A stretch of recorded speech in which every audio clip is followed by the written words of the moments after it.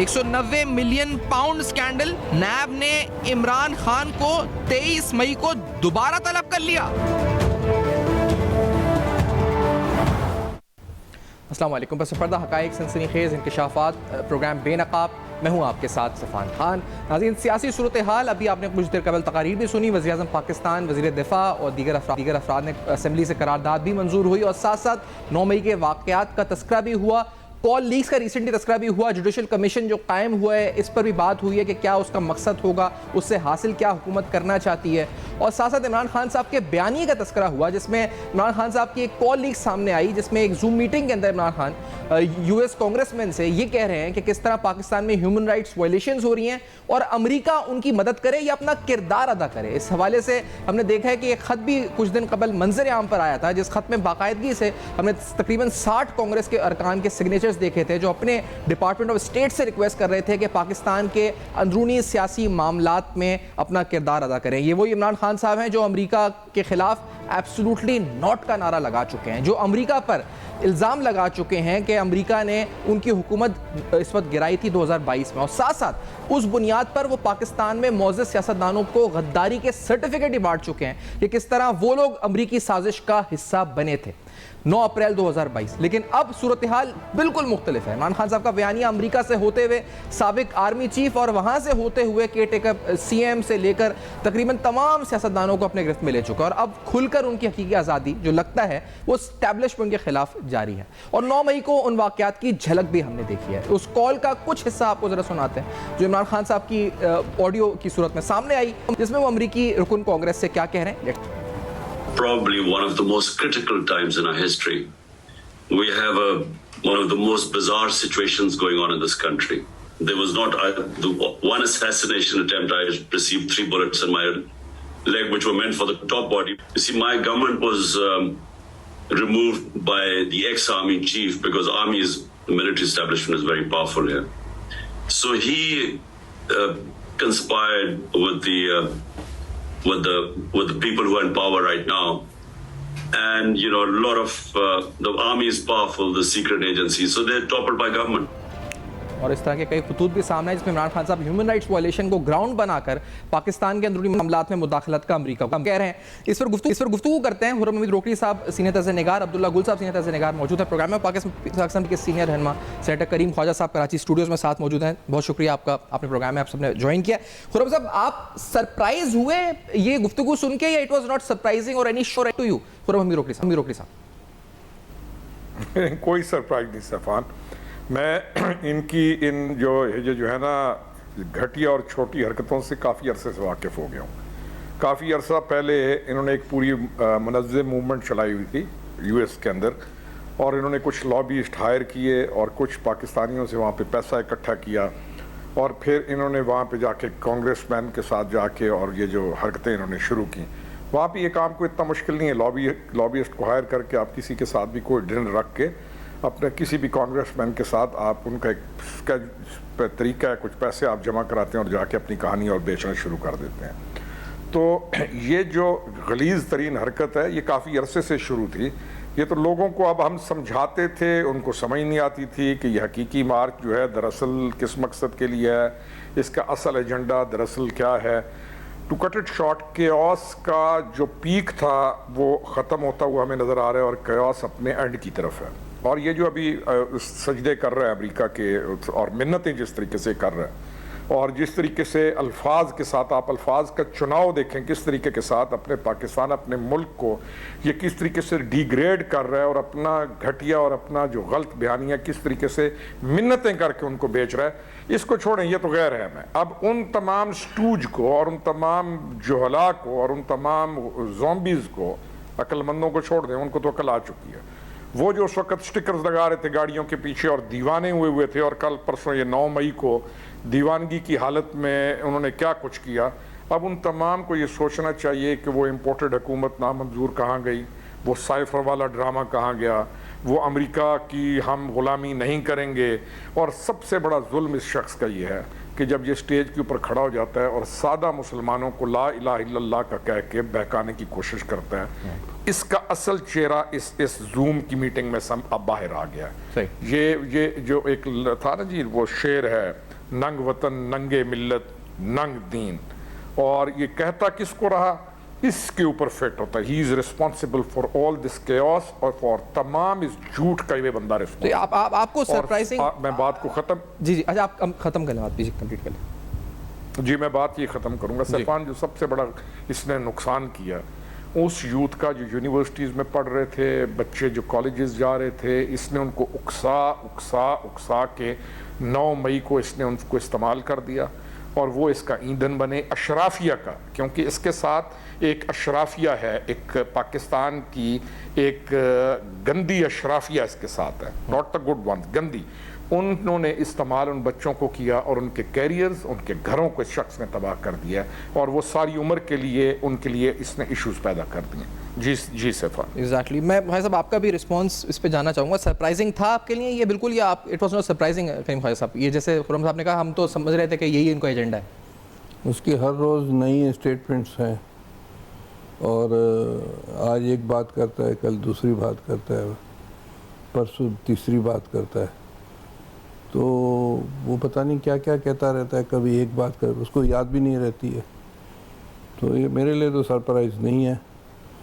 और अभी कहते हैं कि अभी दिल्ली दूरस्थ, अभी और बहुत सी बातें आप सुनेंगे इसकी। अच्छा, अब देखिए, मैं जो ये समझ रहा हूँ कि कल जो है मकबूजा कश्मीर में G20 का इजलास है, बड़ी इम्पोर्टेंट बात मैं कह रहा हूँ। बहुत इम्पोर्टेंट। तो उसमें आपको पता है चीन और टर्की ने और शायद सऊदी अरब ने, 3 ममालिक ने, तीनों ने कहा कि हम शिरकत नहीं करेंगे। बिलावल साहब भी कश्मीर गए हुए हैं इस हवाले से, पाकिस्तान का कश्मीर, आज़ाद कश्मीर। तो अब कल इसकी नैब में पेशी है और अगर कल कुछ होता है तो सारा दिन जो पाकिस्तान की आवाम है वो G20 से हटकर इसके पर कंसंट्रेट करेंगे। और ये कल से कह रहा है, आप देखें, कल दोपहर और शाम से कह रहा है कि मैं 23 को जा रहा हूँ।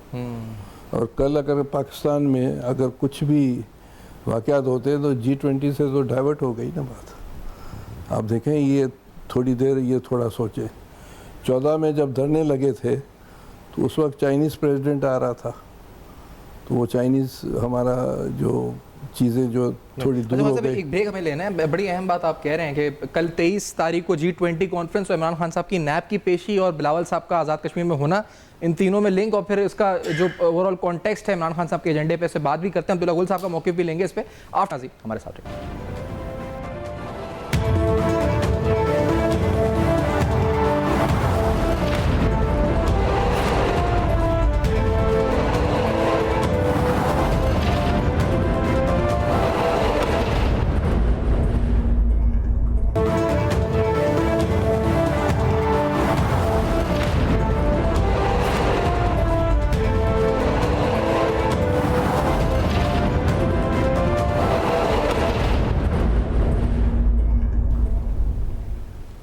Welcome back. आप देख रहे हैं बेनकाब। बेनकाब में सियासी सूरत हाल पर और इमरान खान साहब की लीक होने वाली गुफ्तगू, जिसमें वो अमेरिका से ये कह रहे हैं, गिड़गड़ा के अमेरिकी कांग्रेस रुकन से कह रहे हैं कि वो उनकी मदद को आएँ, ह्यूमन राइट्स वायलेशन पर काम करें।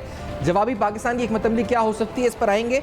लेकिन करीम खैर साहब अभी कह रहे थे ब्रेक से कबल, और उन्होंने बड़ी अहम बात की कि G20 कॉन्फ्रेंस है, कल इमरान खान साहब की नैब में पेशी है, और इन दोनों चीज़ों को मिलाकर देखा जाए तो शायद G20 नज़रें, यानी इस वक्त पाकिस्तान में आज़ाद कश्मीर में वज़ीर ख़ारजा बिलावल साहब मौजूद हैं, तो उनकी सरगर्मियों से तवज्जो हटाने के लिए भी कल कुछ भी, खुदा न खास्ता कल भी कुछ शायद केओस हो। लेकिन अभी खुर्रम हमीद साहब ने कहा था कि we have seen the peak of chaos. Abdullah Gul साहब से जानते हैं। अब्दुल्ला गुल साहब, आपके लिए सरप्राइजिंग था इमरान खान साहब की लीड, ये जूम मीटिंग, या इट वाज नॉट सरप्राइजिंग और एनी शॉक टू यू? आप समझते हैं कि आप ये पूरा था ही, पहले से ही चल रहा था मामला, साजिश थी पूरी? बिस्मिल्लाहिर्रहमानिर्रहीम। सैफान साहब, कोई शॉक नहीं था, बल्कि आई वाज एक्सपेक्टिंग। उसकी वजह यह है कि ये कोई कहानी आज की नहीं है। ये कहानी तब शुरू होती है जब जमाइमा गोल्डस्मिथ से शादी होती है, और जमाइमा गोल्डस्मिथ से जब शादी होती है तो वो एक खास अंडरस्टैंडिंग से होती है। सर गोल्डस्मिथ जो है वो बाकायदा यहूदियों की जो पहली कॉन्फ्रेंस होती है उसके अंदर पहला मुसलमान जो आदमी है उसको अपने दाएं तरफ बैठाते हैं, और इसकी तस्वीर बाकायदा सोशल मीडिया पे मौजूद हैं। और साथ जो है वो फिर मुलाकात वहां करवाई जाती है जो अमेरिकन, ये क्या नाम था उनका, ठहरें देखें, हेनरी किसिंजर से। हेनरी किसिंजर से जो है मुलाकात तय होती है, उसके बाद ये सिलसिला चलता रहता है। फिर ये मुलाकात जो है जाहिर है फिर वो 2012 में दोबारा से जो है जमाइमा जो है वो एक्टिव हो जाती हैं और फिर अपने नाम के साथ वो खान खत्म नहीं करती। और आपको याद होगा कि उन्होंने तो अपना नाम बताया था कि मेरा नाम हायका इमरान खान है, लेकिन वो हायका नाम खत्म हो गया, वो आज कहीं नजर नहीं आता। उसके बाद जो है उन्होंने नाम अपना खान ही रखा और साथ साथ जो है फिर आपने देखा कि उनकी मदद के लिए इमरान खान साहब की वो आ गए मैदान में जैक गोल्डस्मिथ। जैक गोल्डस्मिथ वो हैं जो यहूदी हैं और बाकायदा सादिक खान जो हमारे एक पाकिस्तानी मुसलमान हैं वो मेयर के लिए इलेक्शन लड़ रहे थे लंदन में।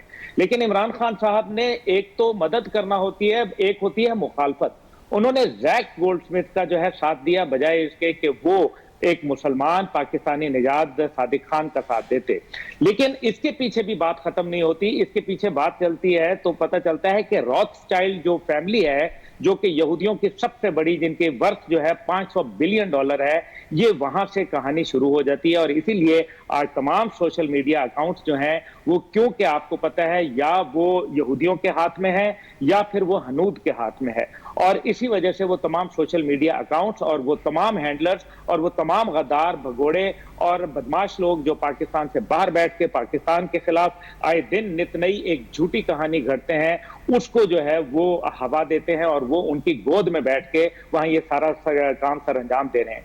मैक्सिन वॉटर्स जिनके साथ ये मुबैना ऑडियो लीक जो है वो आई है, अब इसके लिए हमें तो ये उम्मीद कर रहे थे कि आज जो वो कमीशन के ऊपर बात हुई है वो काजी फायज ईसा क्या है वो फोरेंसिक करवाएंगे। अब फोरेंसिक करवाने में तो आपको बल्कि खुश होना चाहिए कि इसका फोरेंसिक होगा। सारी चीजें जो है जितनी भी ऑडियो और वीडियो लीक्स हैं, चाहे वो यास्मीन राशिद की हैं, चाहे वो इम्तियाज शेख की हैं, चाहे वो अहमद उनकी फारूक की हैं या दीगर वो एजाज चौधरी की हैं, वो सब तश्तबाम हो जाएंगी, दूध का दूध पानी का पानी हो जाएगा। लेकिन उनके वकील जो है वो आज दरखास्त ये जाके लेके गए हैं कि जी ये एक जो कमीशन है ये नहीं बनाया जाए, इस कमीशन को जो है वो इसका जो आईनी उसके इख्तियारात और उनके ऊपर जो है वो बातचीत की गई है।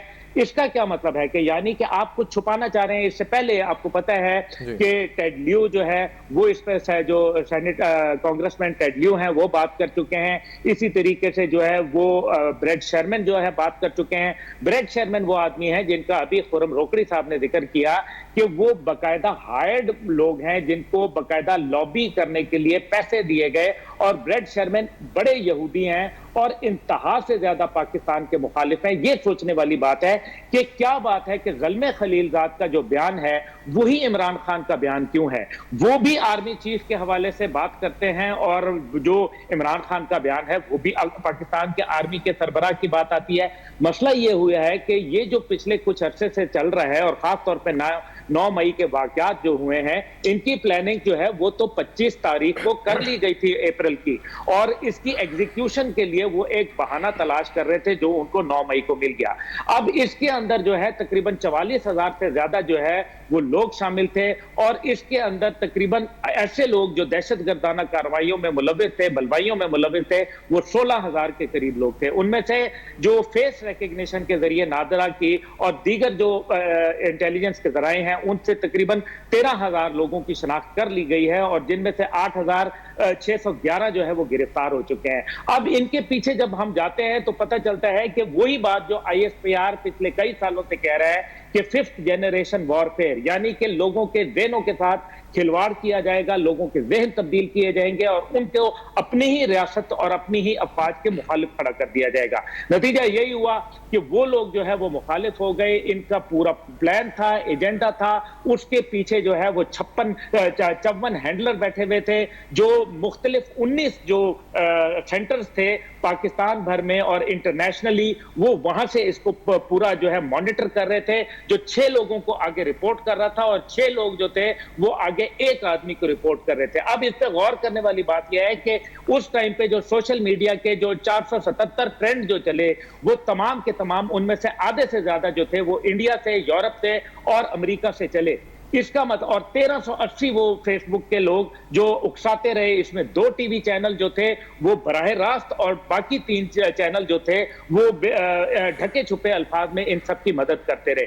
ये एक बहुत बड़ी मुनज़्ज़म साजिश थी और मैं समझता हूं कि पाकिस्तान ने एक खूनी जो इंतशार था उसको रोका और एक मुदब्बराना फैसले जो हमारी अस्करी क़यादत के थे, अब्दुल्ला साहब आपने उन्होंने अस्करी क़यादत की जो मैं गुजारिश एक बात जी आप कंप्लीट कर लें।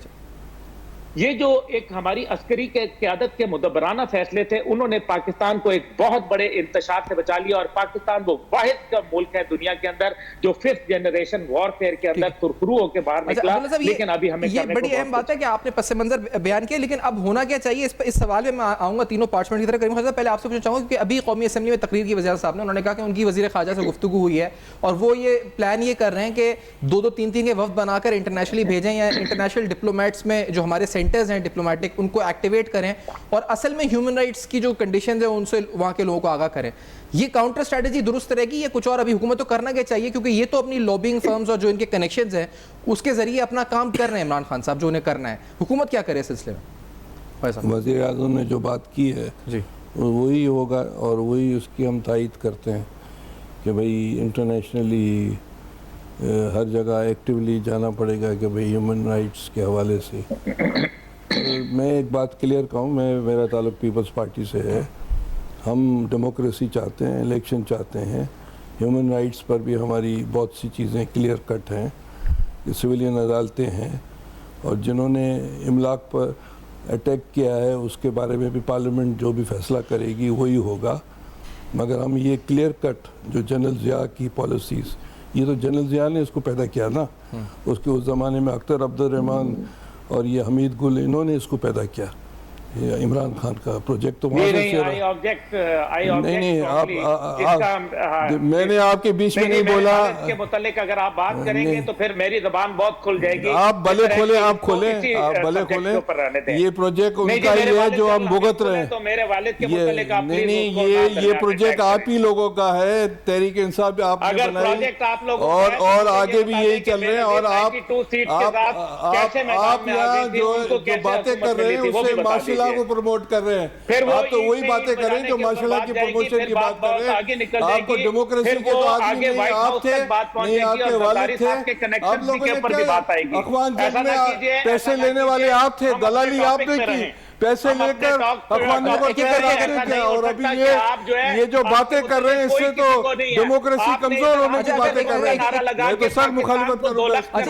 अगर ऐसी बात ना करें आप फिर बात क्या न करें, मेहरबानी करके आपकी बातों से माशाल्लाह की बदबू आ रही है। बात को आप लोगों ने जो पॉइंट है अब्दुल्ला गुल साहब,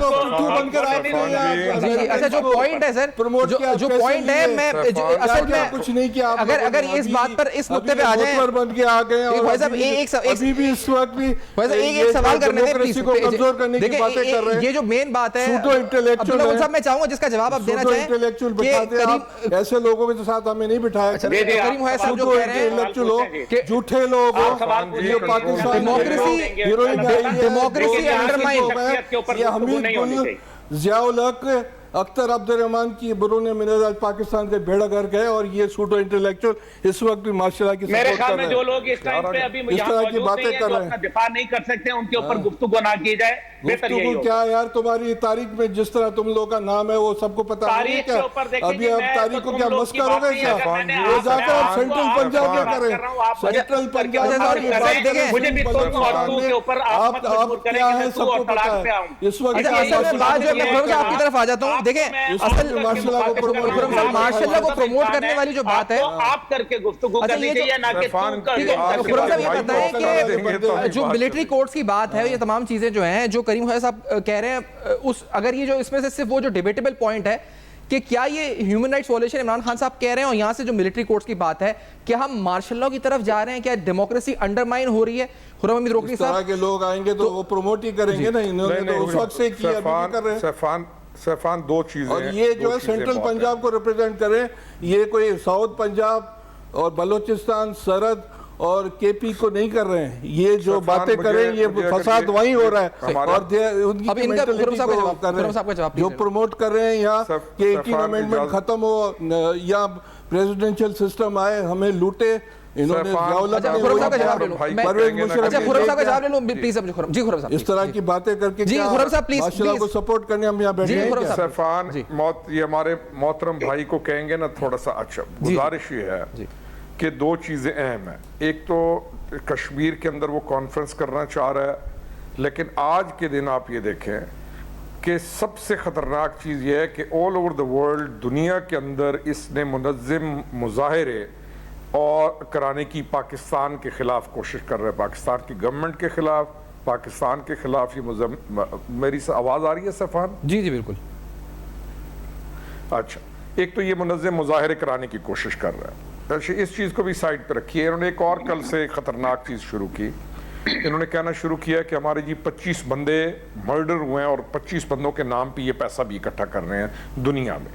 यानी आप इनके झूठ और इनकी खतरनाक तरीन हरकतों को देखें। लेकिन जो आपने बात की थी कोर्ट्स वाली, जी, स्पेशल कोर्ट्स का किसी भी स्पेशल तरीका, यानी कोई भी पार्लियामेंट अभी डिसाइड करेगी इसको, और गवर्नमेंट मौजूद है कि इस कयास और इस स्पेशल मोमेंट के ऊपर क्या कोर्ट्स स्पेशल कोर्ट्स होनी चाहिए। मैं तो इस हक में हूँ कि स्पेशल कोर्ट्स होनी चाहिए। आपको याद होगा कि एक टाइम के ऊपर दहशतगर्दी की नई कोर्ट्स बनाई गई और उन कोर्ट्स ने काम करना शुरू किया। इसी तरीके से इन हालात में जो आप चल रहे हैं, आपको स्पेशल कोर्ट्स डिज़ाइन करनी चाहिए और उनको उन स्पेशल कोर्ट्स के अंदर लेके जाना चाहिए केसेस को, may that be the military court, कोई भी है, और इन चीज़ों को आगे लेके जाना चाहिए। जी सैफान। ठीक है, इस पे जाना चाहिए। लेकिन अभी भी तकरीर जो कौमी असम्बली में हुई है उसमें हुकूमत ने वाज़ेह मौक़िफ़ तैयार किया है कि मिलिट्री एक्ट के तहत ही मुकदमात बनेंगे। तो आप कह रहे हैं, जो मेरा सवाल है कि बनने चाहिए, कैसे डेमोक्रेसी अंडरमाइन होगी? हाँ। जो असल सवाल है जी। नहीं सैफान, डेमोक्रेसी बिल्कुल अंडरमाइन नहीं होती। आप एक गुजारिश सुनिए, हर क्राइम का जो सीक्रेट एक्ट है या मिलिट्री एक्ट है वो कोई किसी और मुल्क का तो नहीं है, इसी आपके आइन का और इसी आपके मुल्क का कानून है। अब एक जुर्म ऐसा है कि जिस जुर्म के लिए आपको उस कोर्ट के अंदर, अब आप मुझे बताएं कि कौन सी दफा लगती है तो वो जाता है टेररिस्ट कोर्ट में, बाकी जाता है दूसरी सिविल कोर्ट में, कोई जाएगा, कोई कौन सी कोर्ट में जाएगा। नौयत देखी जाती है जुर्म की कि कौन सा जुर्म किसने किस मौके पर किया और पाकिस्तान की सालमियत को नुकसान पहुंचाने के लिए कौन से मकामात पर जाके उन्होंने जुर्म किया, और उस जुर्म के लिए मिलिट्री कोर्ट्स भी आपकी पाकिस्तान की कोर्ट्स है। और मैं फैक्चुअल आपको बता रहा हूं, ये मिलिट्री कोर्ट्स में ही ट्रायल होना चाहिए और एक दफा इसको once and for all writ of the law को इतना सख्ती से इंप्लीमेंट करना चाहिए। ये तो शुक्र कीजिए अल्लाह ताला ने बचा लिया, नहीं तो वरना ये शख्स तो लोगों के घरों में, ये जो दूसरी पार्टीज हैं इनके घरों में से लोगों को निकलवा के ये उनको मरवाता और उसके ऊपर ये जश्न मनाता। इनका ट्रायल जो कह रही है पार्लियामेंट बिल्कुल ठीक कह रही है और हमें उसी तरफ जाना चाहिए। पार्लियामेंट जिस तरफ जाना चाह रही है वो बड़े तरीके से जा रही है। आपका लास्ट कमेंट इस मिलिट्री कोर्ट्स के ऊपर ख्वाजा साहब और अब्दुल्ला गुल साहब प्लीज। आप उनसे पूछ ले फिर मैं दूंगा जी, अगर ये लड़े ना तो। जी अब्दुल्ला गुल साहब प्लीज। जी अब्दुल्ला गुल साहब प्लीज। पार्लियामेंट ने कहा है कि मिलिट्री एक्ट के तहत मुकदमे बने। अब्दुल्ला गुल साहब जी। देखिए जी, इसके अंदर 1923 का एक्ट, आर्मी एक्ट मौजूद है और इसी तरीके से पाकिस्तान एयरफोर्स एक्ट है और 1953 का, और फिर पाकिस्तान नेवी एक्ट है, नेवी ऑर्डिनेंस है। तो इस वजह से उसके अंदर जो ये तीनों कवानीन, जो कि तीनों ऑर्डिनेंस हैं, इसके अंदर से सिर्फ एक है जिसकी शिक नंबर 3 जो है वो एक्ट सिविलियन के ऊपर भी लागू होता है, ऑफिशियल सीक्रेट एक्ट का। उसकी एक तफसील है, मैं उसमें नहीं जाना चाहता, लेकिन देखें ये एक पार्लियामान का फैसला है और पार्लियामान ने एक फैसला किया है। मैं समझता हूं कि रूल ऑफ लॉ स्टैब्लिश करना पड़ेगा, आपको किसी को स्पेयर नहीं करना पड़ेगा। लेकिन अगर आप सिर्फ गरीब को पकड़ेंगे और अमीर और ताकतवर घरानों को छोड़ देंगे जिनका कोई ना कोई बैकग्राउंड है या कोई ताल्लुक वास्ता है, मेरा ख्याल है फिर उसके बाद जो है वो सारा मामला खराब हो जाएगा और मजीद इसमें बर्बादी नजर आएगी। लेकिन यहां मैं जरूर एक बात जरूर कहूंगा कि देखिए, इमरान खान साहब जो है वो एक बयानिया लेके आए थे कि ईया का नाबुदु व ईया का नस्तीन। तो ईया का नाबुदु व ईया का नस्तीन के अंदर तो वो तो अमेरिका को तो कहते रहे कि मदाखलत और इंपोर्टेड हुकूमत कहते रहे। तो आज क्या वो जब अगर लेट से कि वो कल आते हैं तो फिर उसको भी इंपोर्टेड हुकूमत कहा जाएगा? क्या उनको भी ये कहेगा कि ये अमेरिका की मर्जी से उनके कंधों पे सवार होके आए हैं? मेरे ख्याल में जो इमरान खान साहब ये काम कर रहे हैं, ये पहली बात है, आपने अभी G20 का जिक्र किया, बड़ा अहम है। G20 के इजलास के अंदर आप देखें कि इससे पहले चाइनीज फॉरेन मिनिस्टर आए और पाकिस्तान के चीफ ऑफ आर्मी स्टाफ तकरीबन 58 अरब डॉलर का एक तारीख साल अच्छा अब्दुल्ला साहब, मुझे पैक का वहां से लेके आए। ठीक है जी, मैं गुजारिश जी आप जल्दी से समाप्त करेंगे, मुझे ब्रेक लेनी है, फिर छोटे से ब्रेक है, फौरन फिर दोबारा वापस आना है। जी आप कंप्लीट कर ले इस बात को, फिर वहां जब वो चीफ ऑफ आर्मी स्टाफ वो लेके आते हैं तो एंड जिस टाइम पे फॉरेन मिनिस्टर पहला दौरा कर रहे हैं चाइना का, उस टाइम पे एहतजाज का ऐलान कर दिया जाता है पाकिस्तान के अंदर, ताकि चीनी जो वजीर खारजा हैं उनकी बात जो है वो नीचे चली जाए। तो ये तो सीपैक के मुखालफिन तो यूरोप और अमेरिका में बैठे हुए हैं, ये उनको हजम नहीं हो रही है, तो हनूद को बर्दाश्त नहीं हो रही, तो ये कौन सा काम कर रहे हैं। और अभी जो ये ठीक है सर, ब्रेक अब्दुल्ला गुल साहब, मैं ब्रेक के बाद वापस आता हूं, मैं ब्रेक मुझे लेना है, फिर करीम साहब आपको मौके आपको मौका देंगे, एक ब्रेक के बाद वापस आता हूं।